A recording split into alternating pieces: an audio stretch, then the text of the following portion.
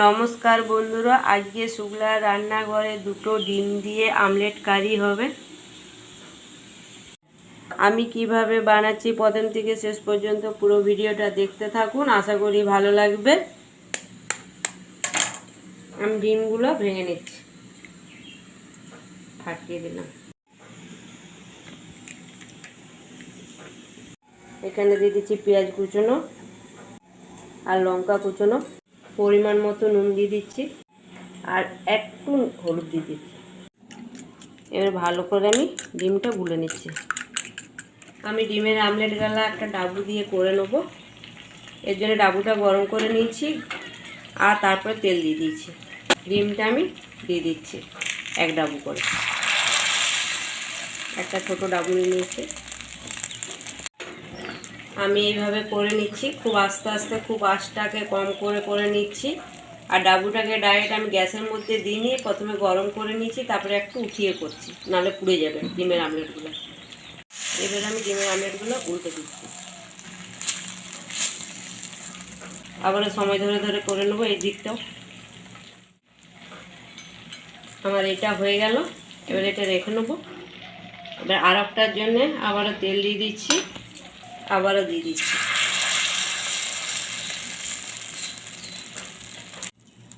ডিমের আমলেটগুলো খুব ধৈর্য সহকারে করতে হবে, খুব কম আঁচ করে করে করতে হবে।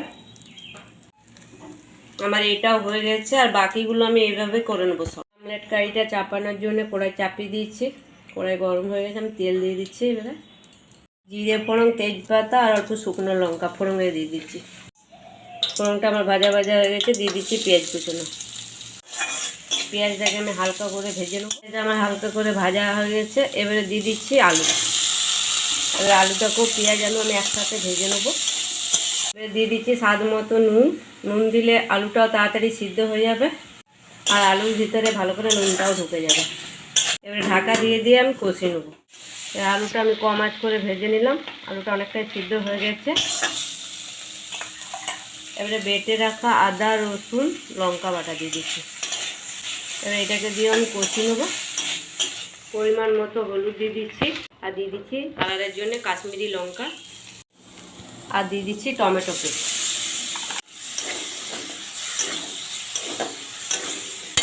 দিচ্ছি ধনে গুঁড়ো আর জিরে গুঁড়ো আর একটু কসুরি মেথি। অল্প একটু জল দিয়ে দিয়ে ভালো করে আমি কষিয়ে নেব। আমার খুব ভালোভাবে কষানো হয়ে গেছে। এবারে জল দিয়ে দিচ্ছি পরিমাণ মতো।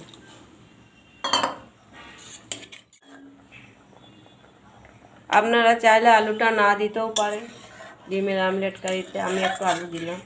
এবারে আমার ডিমের ঝোলটা ফুটে উঠেছে। এবারে ভেজে রাখা আমলেটগুলো দিয়ে দিচ্ছি। আমার দুটো ডিমে 5টা আমলেট হয়েছে। ডিমের আমলেটগুলো দিয়ে 2-4 মিনিট আমি ফুটিয়ে নেব। আমার ঝোলটা অনেকটা কমে গেছে আর আমলেটগুলো আমার অনেকটা বড় বড় হয়ে গেছে। আমি এইভাবে গ্রেভিটা রাখবো একটু চাপচাপ। আর দিয়ে দিচ্ছি একটু গরম মশলা। গরম মশলা দিয়ে 2-1 মিনিট আমি ফুটিয়ে নেব। আমার হয়ে গেছে ডিমের আমলেট কারি। এবার গ্যাসটা আমি বন্ধ করে দিচ্ছি। আজকে এই ডিমের আমলেট কারি রেসিপিটা আপনাদের কেমন লাগলো অবশ্যই জানাবেন। যদি ভালো লাগে লাইক শেয়ার সাবস্ক্রাইব করবেন, আর এইভাবে বাড়িতে বানিয়ে খাবেন। সহজ পদ্ধতি, সহজভাবে বানালাম, আর পাশে থেকে সাপোর্ট করবেন। ধন্যবাদ।